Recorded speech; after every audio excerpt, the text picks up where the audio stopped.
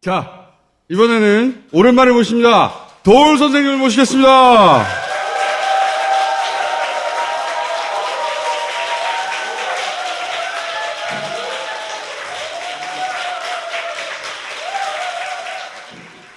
자, 윤석열 취임 100일 된 날이에요. 그래서 도올 선생님을 모시고 말씀을 드려야 되겠다. 예. 나는 사실 윤석열이라는 사람이 대통령이 된 후로 거의 뉴스 같은 걸 안 봐가지고, 근데 여러분들도 걱정이 많이 되시죠, 요즘? 근원적으로 깜냥이 안 된다. 이 사람이 무슨 국정의 비전이 있는 사람이냐? 국정의 비전이 이게 잘못됐고 잘됐고를 가리기 전에 그 비전 자체가 있는 사람이냐? 거기는 평생을 검사 생활을 하신 분이니까 누구를 때려잡아라. 이것만 하는 사람이니까 우선 좋은 면부터 얘기를 한다면은 좋으면. 우리나라가 이렇게 말도 안 되는 상황을 처음 겪어본다 이거예요. 그러니까 이게 국민 교육에 다시는 이런 상황이 와서는 아니 되겠다. 민주주의에 대해서 국민들이 총체적으로 반성할 굉장한 교훈을 주는 시기라고 볼 수가 있죠. 이 사람의 취임사를 보면은 자유라는 말이 35번이 나와요. 그러니까 이 사람이 자유에 무슨 원한이 맺혔냐?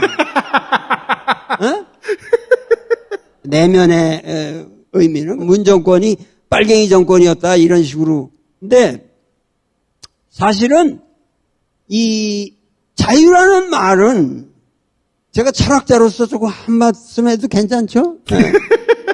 자유라는 말은 어디까지나 서양 말의 프리덤의 번역말로서 생겨난 말이고, 에릭 프롬도 말하는 것이 뭐냐면 절대적인 자유라는 건 있을 수가 없다. 여러분들이 자유라고 하는 거는 오랜만에 직장 생활에 매여 있다가 해변을 간다. 그럴 때는 그 자유라는 게 뭐예요? 영어로 말하면 free from. 무엇으로부터의 항상 속박되어 있고 억압되어 있던 상태로부터의 벗어남을 말하는 거예요. 그 벗어남이라는 건 일시적인 사태지. 도대체 이 사람이 이게 자유라는 말을 아는 건가? 이 양반이 쓰고 있는 걸 들어보면은 그 자유라는 개념이 그저 돈 많은 사람들이 편하게 돈 벌 수 있도록 해준다. 정치라는 건 민생을 가장 중시하는 건데, 민생이라는 게 뭐냐?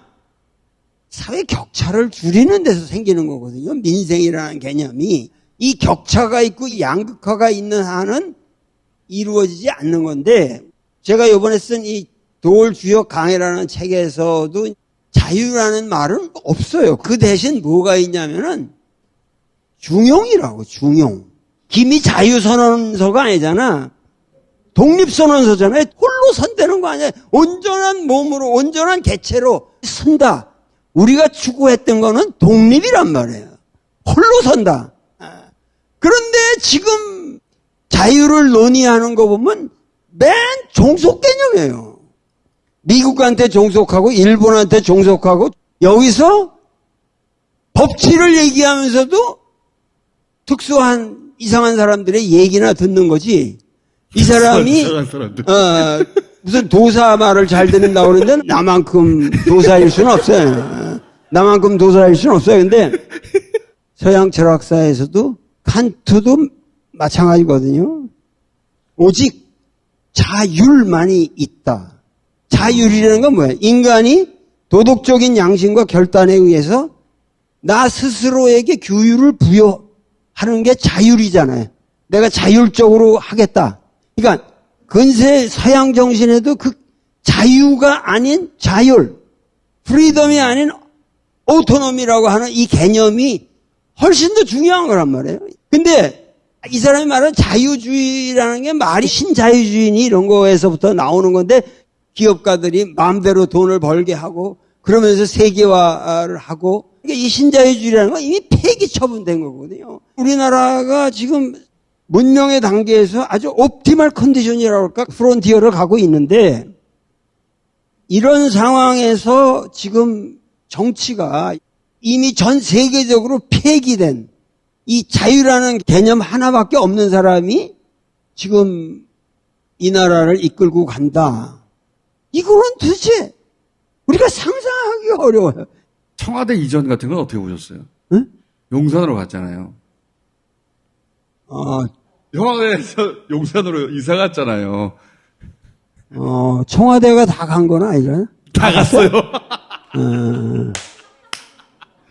뉴스를 진짜 안 보고 사셨구나. 한 100일 정도.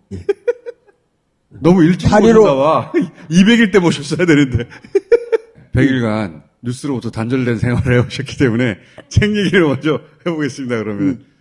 왜냐면 내가 이게 이 집필을 할 적에는 몇 달을 수제백혀서 일체 두문불출하기 때문에 책을 쓰시는 동안 무수한 얼토당토하는 일들을 다 놓치셨네. 나는 몰랐어요.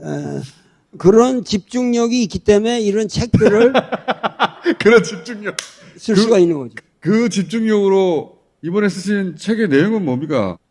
누구나 인간들이 점을 치고 싶어 한다고. 점을 친다는 것이 무슨 얘기냐면 어떤 미래를 알고 싶다 이런 거로만 생각하는데 사실은 점을 친다라고 하는 거는 철학적으로 보면 내 존재에 대한 물음이거든요.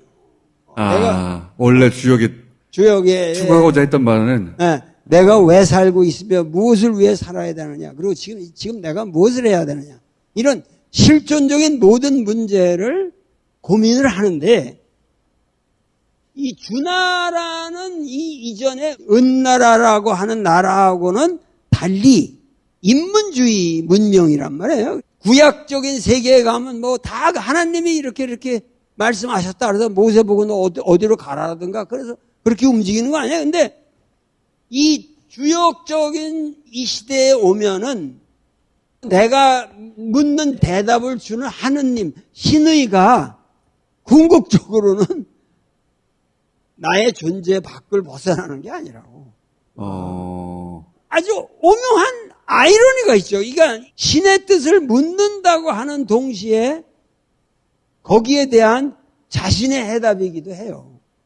그렇기 때문에 점이라고 하는 거는 반드시 자기가 쳐야 되고 자기가 직접 신과 문답을 해야 되고 거기서 뭔가 인생의 예지를 얻는 것이 점이란 말이에요. 그렇기 때문에 이 주역이라고 하는 거는 엄청난 그 해석의 여지가 많아요. 옛날에 파고다 공원이나 이런 데 가면은 천원 주변에 할아버지가 이렇게 하면 입자매가 쏙 들어가서 팍 하나 이렇게 들고 나오는 거 있어요. 요새 뭐 중국집 가면 포춘 쿠키나 막 똑같은 거예요. 그런 식의 건데 그 포춘 쿠키에 담긴 거와 같은 메시지가 여기 384개가 있어요. 64개의 6효니까 64 곱하기 6 하면 384잖아요. 요 메시지가 오리지널 역이에요. 주역이에요. 근데 이것의 해석은 엄청 혼란스러워요. 그 메시지들을 이제 어떻게 해석할 거냐. 동북쪽으로 가면 너는 친구를 잃을 것이다. 그러다가 결혼을 하지 마라. 그러한 것들을 여태까지 인류가 3000년 동안 이거를 놓고 고민을 해온 거예요. 우리나라 조선조의 이 주역이라는 게 상당히 중요한 경전으로 들어와서 읽혔습니다만은 그 해석이 상당히 문제가 많아요. 그래서 그거를 완전히 무시하고 이걸 오리지널하게 제가 알고 있는 모든 그 문자학이라든가 이런 경전학에 기초해서 원래의 주역의 의미를 재구성한 책이라고 볼 수 있어요. 기존의 책하고는 전혀 다른 성격의, 그래서 오리지널한 작품이라고 말할 수 있어요. 보통 뭐 귀신한테 물어본다. 그리고 영어 믿는 사람 막 찾아다니잖아요.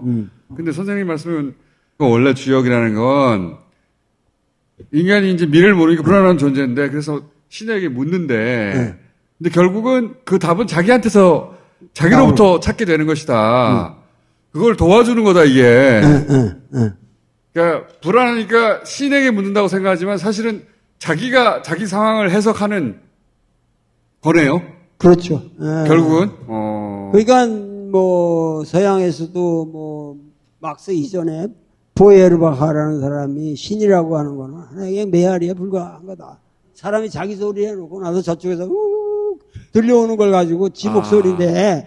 지 목소리인데. 신의 목소리다. 이렇게, 생각을 한다. 그, 포에르바하의 유명한 얘기지만은, 이거는, 그거보다는 좀 신령스러움이 있죠. 이 자체가. 왜냐면, 워낙 그 메시지들이 카오틱해.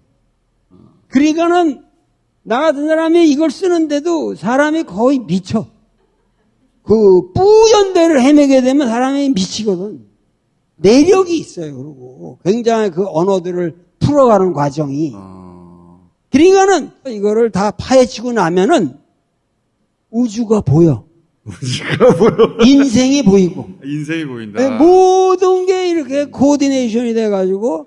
선생님이 평생 공부한 거를 쏟아서 해석을 한 건데 그럼 그동안에 주역, 사주는 그런 공부 없이 했으니까 사기꾼이 많았겠네요? 이 점이라는 거는 아무도 모른다는데 점의 매력이 있는 거예요. 과거에는 이 점을 치는 사람들이 이 궁정에서 거의 수상격의 그 권력을 가지고 있던 사람들이었어요.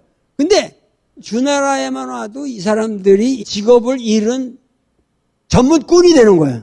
문자 그대로 점쟁이가 되는 거예요. 사주팔자라든가 그런 거는 여기는 없어요. 그런 건 없거든. 주역이라고 하는 것의 본질은 예언이 아니라고. 현재 나의 물음이에요. 그 물음에 대한 진지한 대답이라고. 그래서 철학자로서 관심을 가지신 거구나. 그러니까 이 주역이라고 하는 것이 사실은 유교를 탄생시킨 거예요. 주역이라는 거는 뭔지 대충 감은 잡았어요. 그러니까 점괘라고 하는 건데 신에게 일방적으로 묻는 게 아니라 결국은 나한테 되돌아온다는 얘기잖아요. 그렇죠. 네. 그리고 그 해석을 도와주시려고 지금 그 시절에 어떤 의미로 그런 문장들을 썼는가 그 해석을 도와주시는 책을 쓰신 거잖아요, 지금. 주역이 모든 사람들이 뭔 말 하시는지 잘 모르겠습니다. 나도 그랬거든. 20살 때부터 주역만 피면 골치가 아팠거든. 해석이 안 되기 때문에. 원래 주자가 이런 말을 했어요. 논어는 읽으라고 있는 책이다. 근데 주역이라는 거는 읽으라고 있는 책이 아니다. 이것도 읽어도 이해가 안 된다. 그러한 오묘한 부분들을 섬세하게 오늘 한국말로 21세기에 여러분들이 다 읽어서 이해할 수 있도록 이걸 만들어 놓은 거예요, 지금.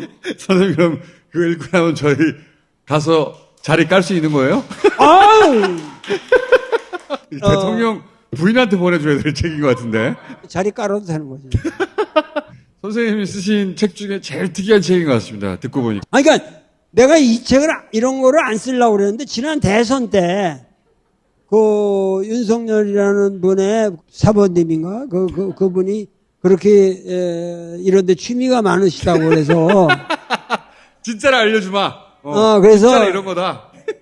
이거 큰일 나겠다. 그래서 경전의 원래적인 모습도 가르쳐 줘야 되고, 그리고 자신이 스스로 주역이라는 경전을 마음대로 분석해 볼 수 있다고 하는, 나로서 이게 학문적인 민주주의죠.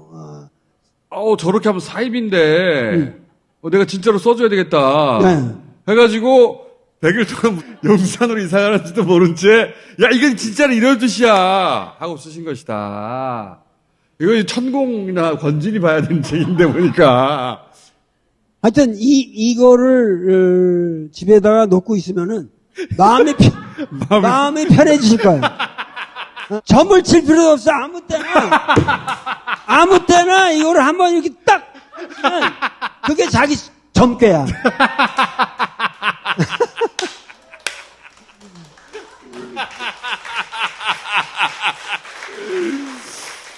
나는 어준 총수에 대해서는 우리 시대에 정말 큰 일을 하고 있다고 생각하기 때문에 항상 도와주고 싶은 마음이 있으나 내가 이렇게 오랜만에 나오니까 말도 헷갈리고 그랬는데 마지막으로 5년 동안 우리가 어떻게 살아야 할 것인가. 이 혼란의 시대, 지금 세계적인 정세가 우리한테 호락호락하지 않아요. 굉장히 기민하게, 굉장히 다원화된 마인드를 가지고 이 전국을 운영해야 할 리더가 그저 자유 외치고 앉았으니까 아주 유치한 이론화된 사고 속에서 이렇게 나아갈 수는 없다. 그러면은 자, 남은 5년 동안 어떤 자세로 우리가 살아야 할까? 다시 한번 여러분들을 상기시키고 싶습니다. 대한민국은 민주공화국이다. 대한민국의 주권은 국민에게 있고 모든 권력은 국민으로부터 나온다. 여러분들이 이 대한민국의 주권자입니다. 주권자의 자리를 늘 확보하셔야 됩니다. 필요할 때는 함성을 질러야 합니다. 이건 중요한 거예요. 때에 따라서 주권자로서 준엄한 명령을 내려주시기를 빌겠습니다. 여기까지 하겠습니다.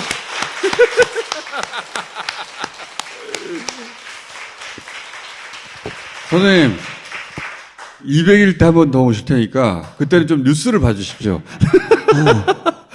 뭐 뉴스보다는 다스페이더를 보는 게 낫지. 감사합니다.